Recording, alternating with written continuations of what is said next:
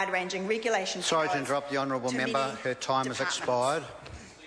I call Paul Goldsmith. Thank you, Mr. Speaker.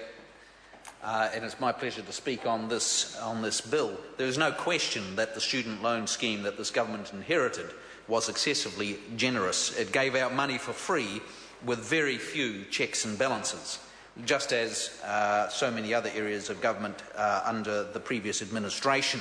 And we've heard more of the same from speakers on the other side, saying that we should just keep pouring the money in with no regard or little sense of the context that we live in at a time when we're trying to rein in government spending and massive debt. So National is taking the student loan scheme and making it sustainable into the future, reducing the need, Mr. Speaker, for more government borrowing and preparing students for jobs of the future.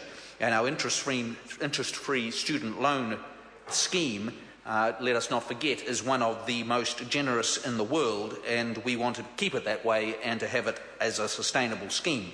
And it represents a major financial commitment by the government to support people in tertiary education. And you look at any of the figures around the world, and New Zealand's student support within our tertiary education budget is very high indeed. And this bill aims to improve the value and the fairness of the scheme and to ensure student loans are administered as fairly as possible.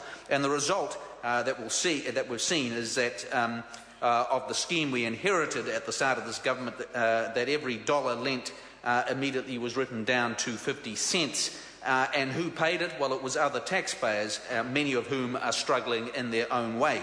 And so this government hasn't drastically altered the arrangements, but it has focused on restoring some basic disciplines to the scheme. And so earlier in Budget 2012, as we've seen, two major changes introduced, increasing the repayment rate from 10 to 12% and also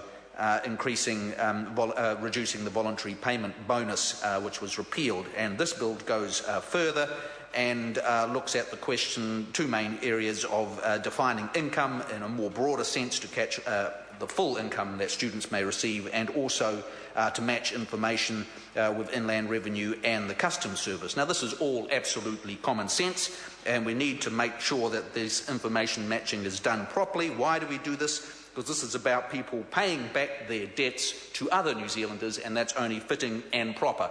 And on that basis, sir, I commend this bill to the House. Thank you very much. I call Tracy Martin. Kia ora, Mr. Speaker. Thank you very much. It's just firstly to make a comment on some of the issues